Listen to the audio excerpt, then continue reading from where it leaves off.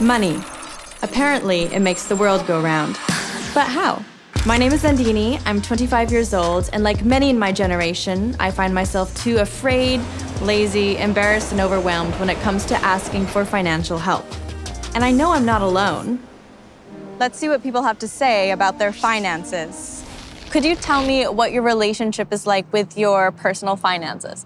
Yeah,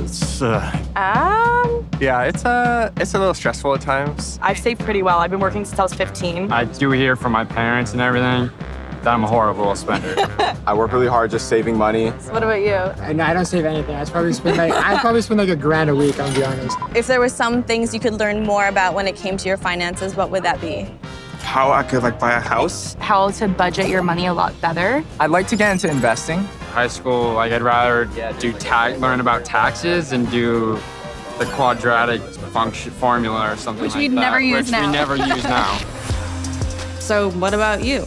Maybe you're like me and find it physically painful to open your banking app on your phone. I'm on a journey to learn more about the world of money, and I'm bringing you along. This is Your World on Money.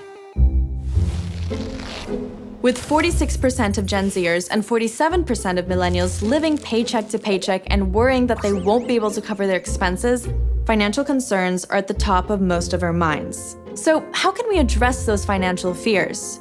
We need to become financially literate. While the idea of managing money can feel intimidating, one of the best places to start is learning how to budget. But before we begin, I think it's important that we learn a little history, like what even is money?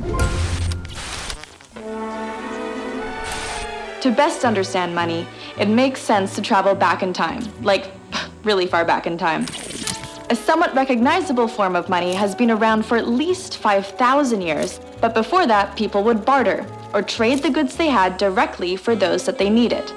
Basically, bartering set the transactional stage for money as we know it today. But it was really only in the last 5,000 years that we looked at money as a system of value that facilitates the exchange of goods in an economy. Thousands of years ago, money seemed easier to understand and manage, with currency being quite tangible and straightforward to keep track of. Today, we have credit cards, electronic payments, and mobile banking apps like Venmo and Zelle. We can instantly buy anything we want, and money can often feel like it just disappears into thin air. So let's find out why Gen Zers and millennials are struggling to manage their money, and what they can do about it. Thank you so much for joining me here today. Hi, it's great to be here. All right, so why do you think Gen Zers and millennials tend to struggle with their financial confidence and managing their money? You know, a lot of people haven't had any type of education about finance. They haven't heard about it from their teachers, their parents, and so they're really stuck learning about it on the fly, which is kind of crazy because it's such a foundational part of your life. Where do you even begin when it comes to managing your money as a young adult? A great way to begin managing your money is to start a budget. If we go back to the very basics, could you explain to me what budgeting is and how it's beneficial? Sure. Budgeting is just having a plan for your money. One of our favorite things that we like to recommend is a cash flow balance sheet. And this is really just showing where your money is going and how it's being spent compared to what's coming in every month. The idea is list out your income and then you list out all your expenses. Fixed expenses are things that you can expect not to change in your budget from month to month. Those include things like rent, subscriptions, insurance, car loan payments, student loan payments, Wi-Fi, and variable expenses are all those things that aren't the things that stay the same. Things like your grocery bill, going out to eat, gas, your clothing, healthcare expenses, your entertainment. The fun way to do it is to start out and just kind of give yourself a guesstimate of like, how much do I think I'm spending on this stuff every month? In the upcoming months, you can say, okay, well, last month I spent $300 on going out to eat. That's a little too much for me. I want to try to budget $200. So this month, you're just going to be more mindful about your spending in those areas.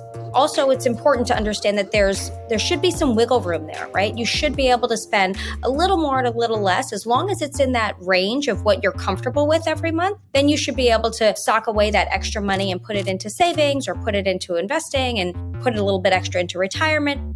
I have tried so hard over the years to have a budget, and I truly, abysmally have failed at it. So how can I make budgeting work for myself? We always like to say, like, even if you're not doing well with your budget, continue to do it consistently for at least 3 months because it really takes that long to build a habit and get the hang of it. One of the biggest things is to be intentional with your money. A lot of people don't have a vision for why they need to budget and why they need to save. So when they hear the word budget, they just think, oh, this is restricting. But you can actually find a lot of freedom in budgeting. Why are you saving? Is it so that you can travel with your friends? Is it so that you can save for retirement or you want to buy a house? I like to encourage people to sit down and have that dream session. Why do you want to be good with your money? Budgeting can really be an exciting way to create that purpose, to think about why you're doing what you're doing when you're doing it. I know it can be kind of overwhelming, especially when you're straight out of college or straight out of high school. But if you take the time to really get on top of your money, it can really help a lot. 100% agreed. Thank you so much for your time. That was such a great interview and so helpful for me to learn more about budgeting from you. Thanks for having me. Today I learned that budgeting is a great first step in learning how to manage your money. It's important to remember that there isn't a one-size-fits-all model for budgeting. There are many different ways to budget, and what may work for me may not work for you. However, regardless of the method you choose, budgeting is simply telling your money where to go. Remember, tracking your expenses is key to ensure you aren't spending more than what you have, and don't forget to pay down your debt and save what you can.